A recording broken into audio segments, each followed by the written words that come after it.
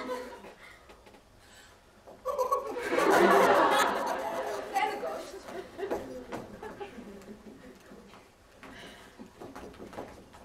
wapnem i gliną trochę utytłany to ściana pod którą kochankowie w chwili rozdzieleni przez parę zmiankowanej ściany będą szeptać po cichu, co niech was nie dziwi. Ten znów człowiek z latarnią, psem i dużym krzakiem zagra